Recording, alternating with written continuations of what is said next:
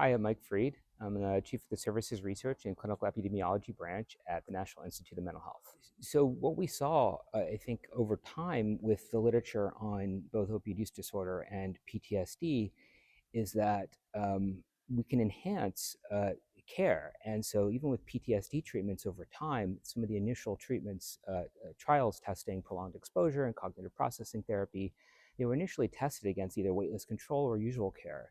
But over time, they realized that those treatments were far superior to the comparator. And so the subsequent trials used something called present-centered therapy as a new control. So it really had to elevate the baseline standard of care. And we see this within collaborative care too, that what we saw was that a lot of patients coming in were already on medication for opioid use disorder or had some sort of treatment engagement already. And what's really important here is to start treatment early, not sequencing PTSD first or OUD first, but one can do both. And we see, the literature on treating PTSD in collaborative care. Initially, it was you really needed a strong psychotherapy component that seemed to get an effect, and we have that. But also, medications seem to work as well. And so there are ways that primary care can really treat both of these conditions. But it's important to get people into care quickly, recognizing that folks with co-occurring conditions have a lot of competing demands, and that PTSD, pain, and other co-occurring problems are oftentimes the norm, not the exception, and these things are really important to treat. And the other piece, which is more broadly about the collaborative care model and also a different session, is really the importance of working with clinic partners, because these approaches to treatment aren't just one individual treatment to a patient, but really are involved in a system of care. And you can think about this, needing appropriate training for providers. You can think about this of how do I bill for these models of care. All these things exist, and these are really important considerations which these trials took care of.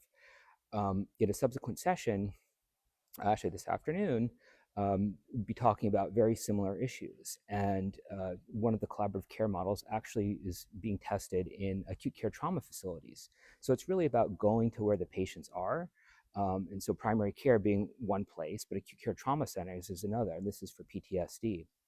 And what we've learned is that working with professional societies and guild organizations who make clinical practice guideline recommendations and have the ability to really help implement those recommendations through different kinds of financial incentives or quality control, that is really helpful. And so working with them from the front end, you're able to design trials that the results will actually have real impact.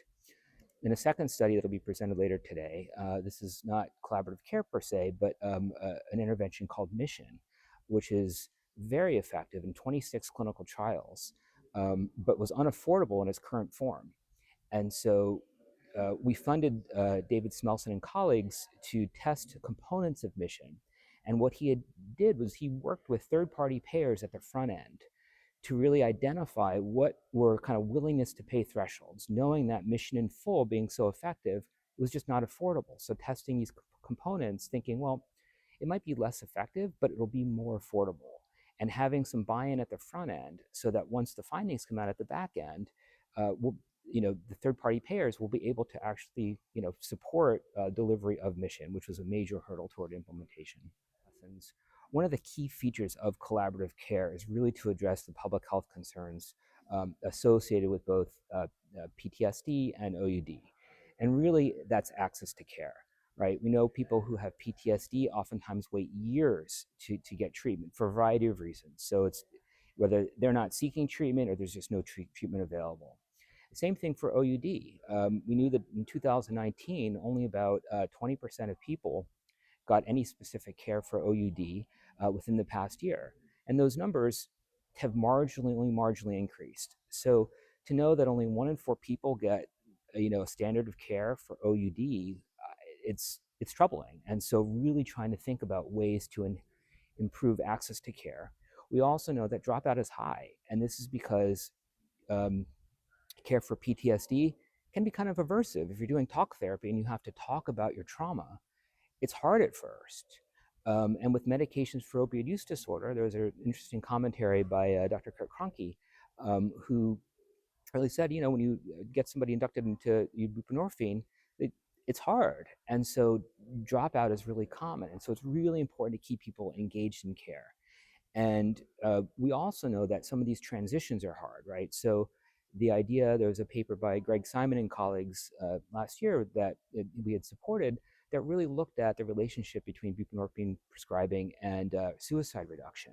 And one of the key takeaways was that buprenorphine didn't reduce suicide per se, but when people were transitioning in different parts of their life, whether it's even in treatment, that increases the risk of suicide and mortality.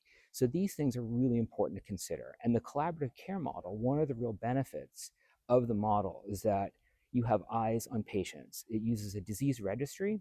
So practices and providers, they're not just thinking about the patient that's right in front of them or in their waiting room.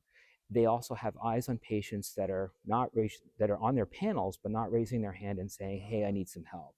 And so, by use of a care manager, you can engage the patient, and even if they're not ready for a specific treatment, you can keep those patients engaged. And when patients are engaged, even in that more minimal way, they're associated with better outcomes.